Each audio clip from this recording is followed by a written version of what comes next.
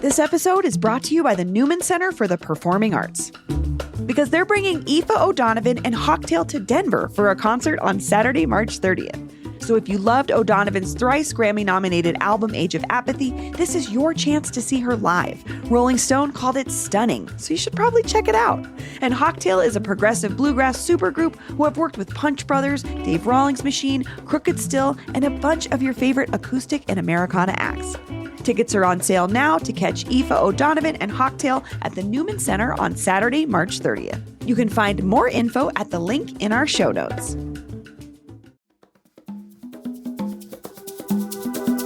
Today on CityCast Denver, the NCAA is just getting started, but we're already down to the Final Four in the March Madness bracket that matters to local foodies. Every year, Denver Post readers pick the best pizza, tacos, or burgers, voting by the tens of thousands. And this year, a whole new battle is on: ramen. Jonathan Shikes is the bracket master with the Denver Post, and he's on today with our expert on all things Japanese food in Denver, Gil Asakawa. Today is Wednesday, March 20th. I'm Bree Davies, and here's what Denver's talking about.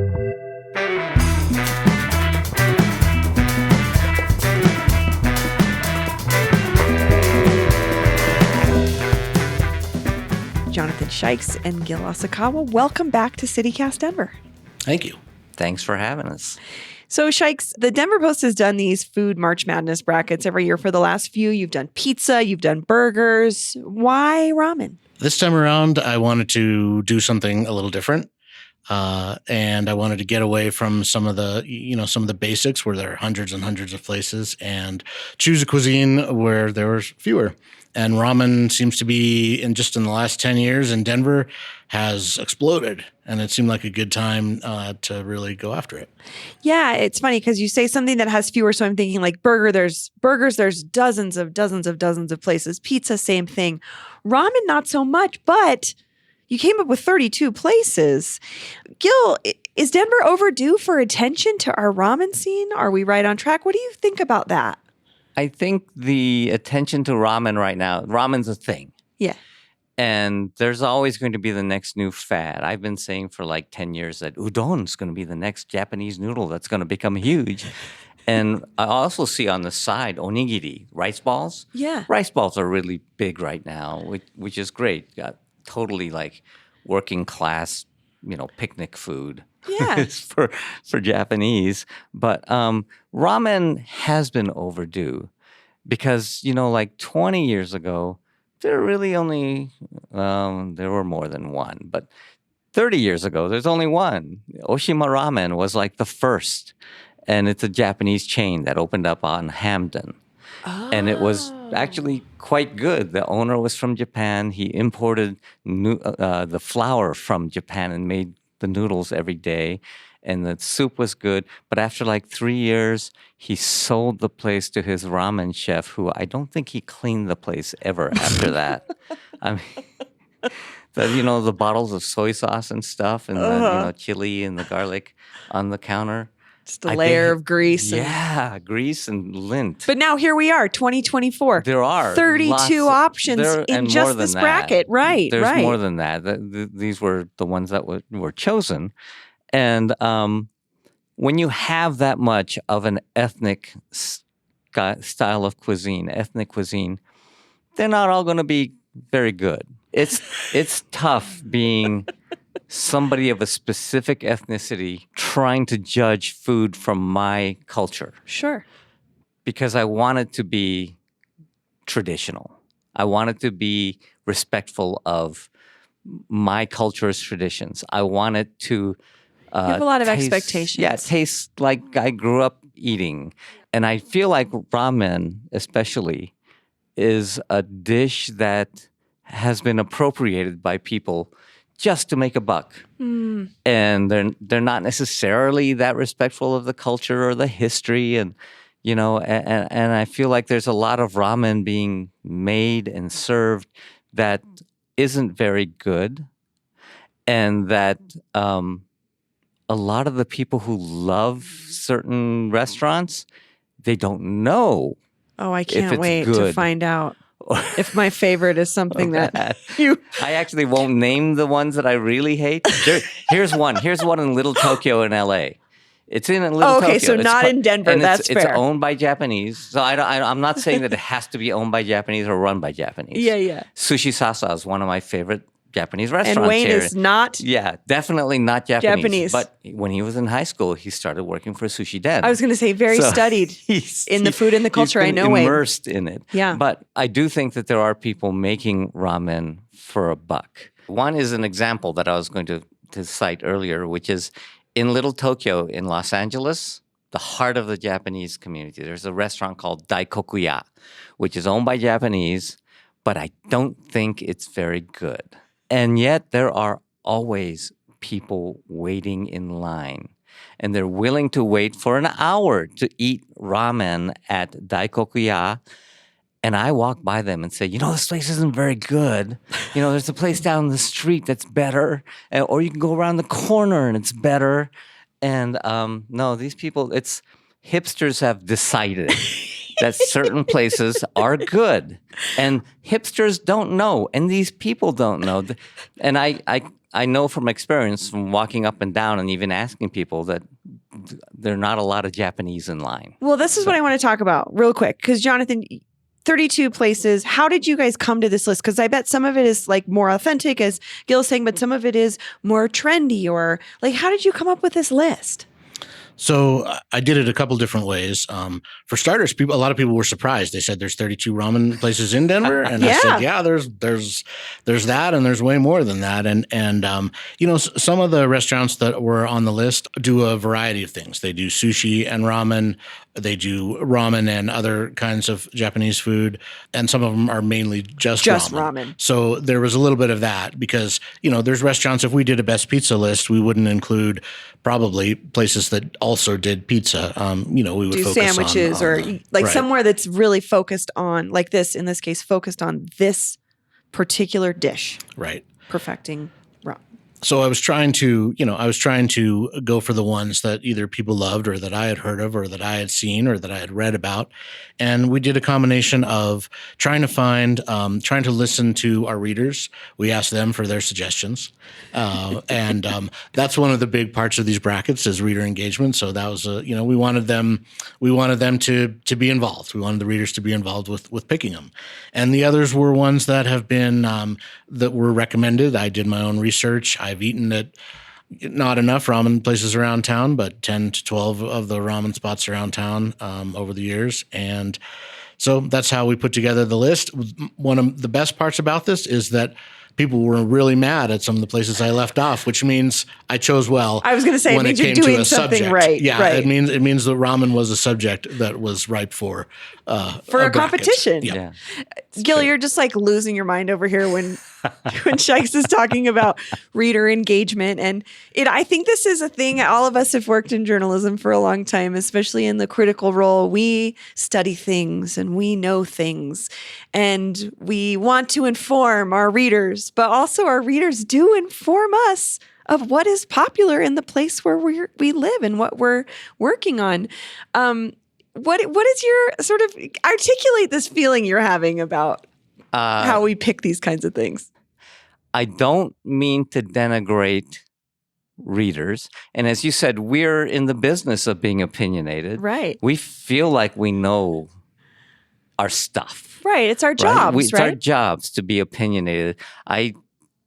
There are bands in Denver that broke up after I wrote mean things about them. Oh. And I feel kind of bad about that. But at the time, I didn't think they should be playing in the clubs. Anyway, so I was opinionated. Yeah. And for food, I feel like I'm opinionated. And I know that some of my opinions, the reasons for my opinions, can be questionable. I have written blog posts asking if I'm racist for going into Japanese restaurants and making judgments about who's behind the counter, who's making the food, who owns the place.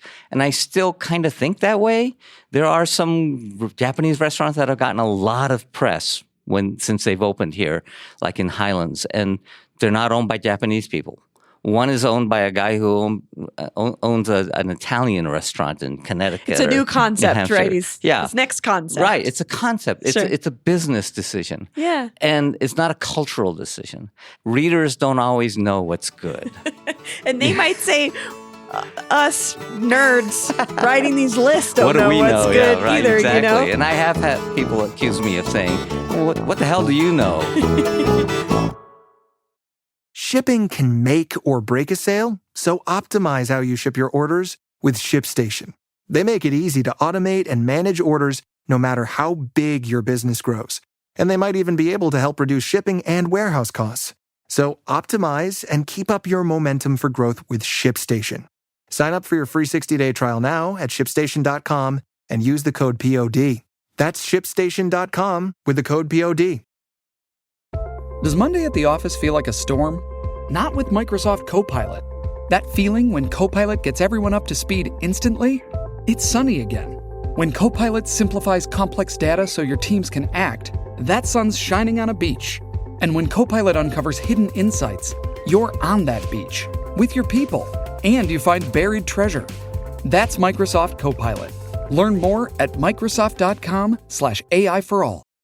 Shikes, I have to ask you, you left something off the list. Yeah, I did. That kind of blew our minds. Right. This Michelin guide recognized. Yeah. It got a Bib Gourmand ranking. Glow Noodle House. Yeah. How is it not on this list? So that was an error on my part. See, I'm just trying to prove that Gil, like our system is not perfect. They were on the list. And, I compiled the documents, and not only were they on the list not only did I put them on the list, but they were recommended by a lot of readers. I bet. And so they were there. And when the final list came out, they weren't. And so I must have deleted them somewhere in the process. So Blame it on the illustrator who made the chart. Right? Yeah. No, it's definitely not her fault. It was definitely my fault. So I wasn't trying to make an example of you, Shikes. I'm just saying, all good. Gil. Good point. Point well taken. You know what I mean? We can well taken. We can think people are not. I don't have the taste, the palates that Right. we have, but in reality, we're all just people making these decisions. Even among the list of the restaurants that you had in the original brackets, there were ones that I believe are the best. I think they're real. I think they're traditional. I think they pay attention to what they do. And they didn't make it past the first round. What? Yeah. What are do you have a place you're thinking of right now that was on that I have two. list that didn't make it? One is Ramen Star. Yes. Ramen Star, he makes his noodles every morning. The noodles themselves are worth going to eat there.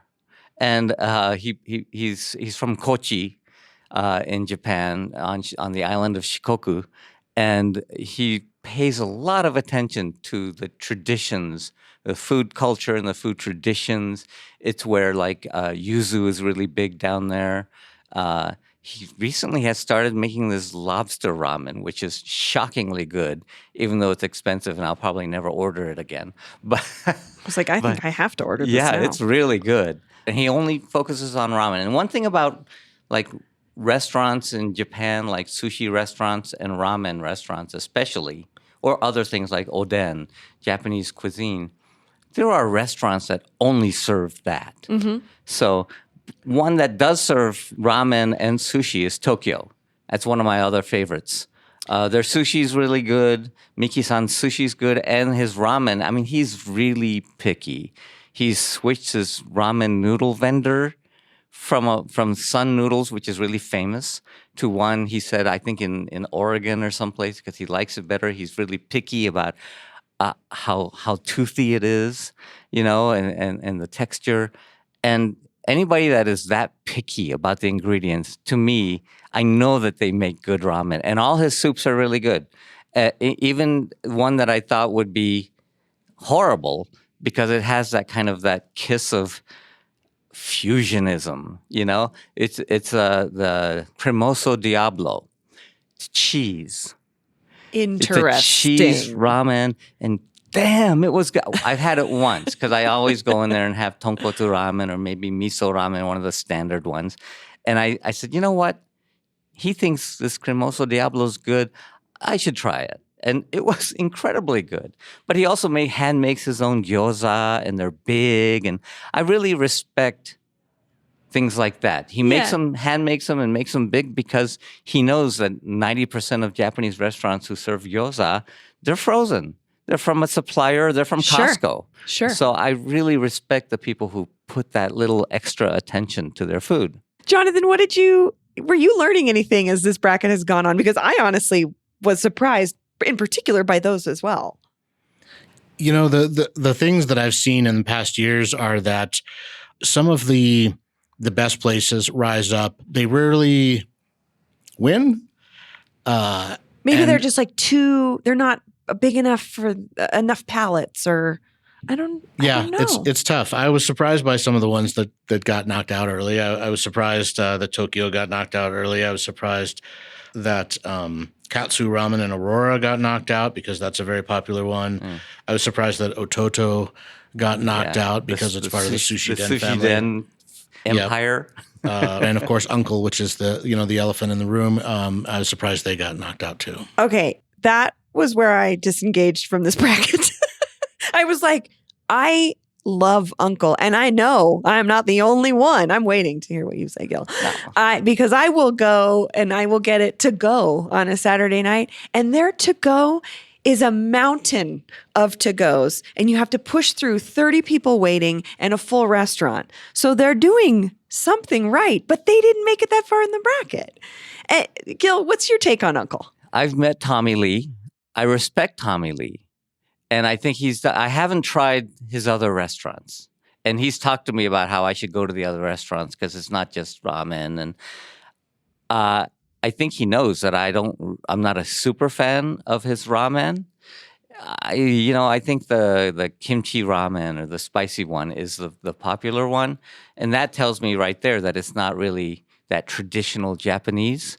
And, he's great. He's really smart. Mm-hmm. I respect him as an Asian American who thinks about what he's doing.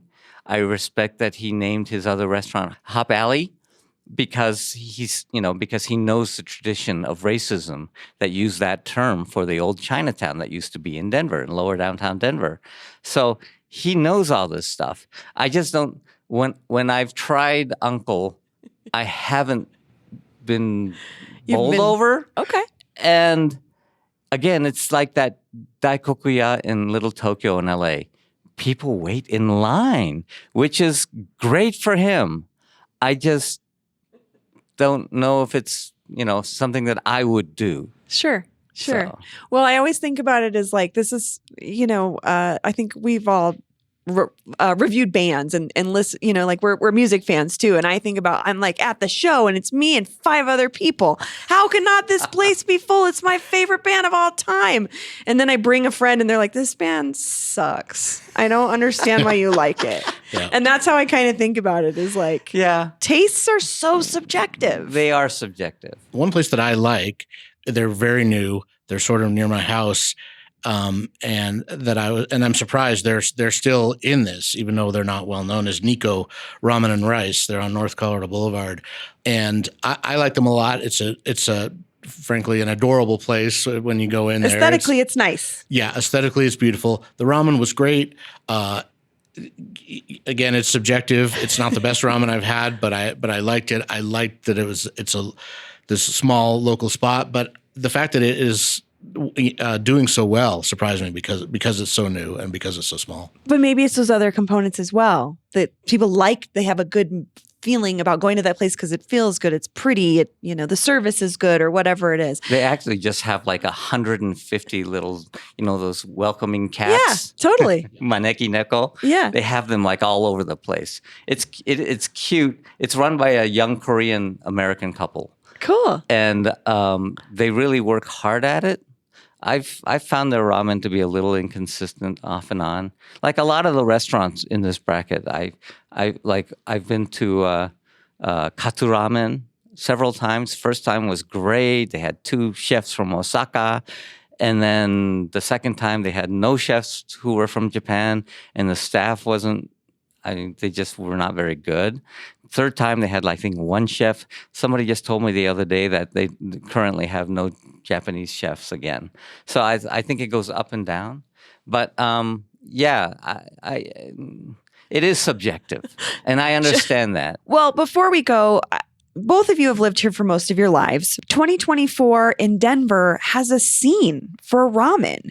What do you think this says about Denver in 2024? Shikes? When I was growing up in Denver, there was only one Japanese restaurant that I think. And there probably were a couple, but I think it was called Fujian. Yeah. And I think you went in and you sat on the floor, and there was an indentation in the ground. 2 booths in the back with the tatamis Yeah. that you sat on the floor. And the only thing I remember getting there is tempura. Everything tempura. It was just all fried in tempura. And I'm sure we got something else, but I don't know that they had ramen, and I don't know that they or that they had sushi. They had, probably other styles of Japanese food, but that was it. And I didn't, I consider myself to be a worldly person. I didn't try ramen until I was in my 40s. I didn't have instant ramen in college? I had instant ramen. Yeah, but that's different because I'm with you. I had instant ramen. I didn't have the beautiful broths and the the diverse array of things you can have in the accoutrements, the fish cakes, the flavors, all that stuff too. The instant ramen to make it better. If I had known that, if I had known anything, I probably would have. But I put ramen between 2 slices of bread sometimes and ate it as a sandwich. Damn. So that's what I knew. Respect. Right. So the fact that there is a ramen scene in Denver right now, I think is just fantastic. That there are people who are like, oh, what's your favorite ramen shop? Yeah, oh yeah, you I can go even here have and I go there. More than one, right? And the fact that people talk about it that way, I think is terrific because it is one part of Japanese culture and one part of Japanese cuisine, and so. For that to be talked about so much, I think is awesome. Gil, what do you think it says about us? It says that we're getting more sophisticated. That Denver ain't New York. It's not L.A. It's not San Francisco. But we're doing okay. And there's certain things in Denver I think that are better than other cities for sure. But in terms of Japanese food and ramen, I think it's a good sign overall. When my family moved to Denver, there were really only 3 Japanese restaurants that you could eat at. The Mandarin Cafe, Fujian, 4, Mori by Coors Field, what became Coors Field. And that's kind of Akebono, I guess, in Sakura Square. But that was it. And you didn't have a lot of variety. So I think it's good that we're growing and expanding. I am just, I have to take the role of the nerdy pain in the butt guy that's in the corner of the room yelling at everybody saying, but that one's not real. That's not traditional. You're being fooled. They don't care. And so it's not always a fun position to be in, but I feel like it's important. Well, Gil Asakawa and Jonathan Shikes, thank you so much for joining me. Absolutely. Thank you. We want to hear from you. What's your favorite ramen place in Denver? Did it make the Final Four in the Denver Post bracket? Did it even make the tournament? The Ramen Hotline is open.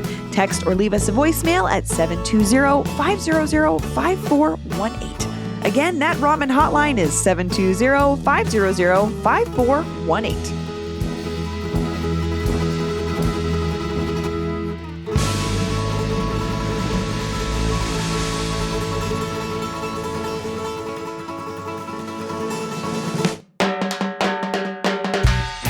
That's all for today here on CityCast Denver. If you enjoyed this show, why not take a minute to tell Chef Jeff Osaka about us? Rate the show wherever you get your podcasts and subscribe to our morning newsletter and learn more about us at denver.citycast.fm.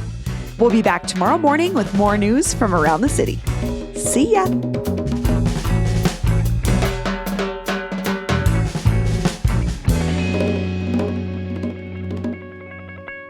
I helped launch the Best of Denver, and for 5 years straight, this is how unsophisticated Denver was at the time. Taco Bell kept winning the Best Mexican Restaurant category In Denver? for the Reader's Choice. That's why we created the Reader's Choice, because they're gonna pick that. We'll pick the good restaurants.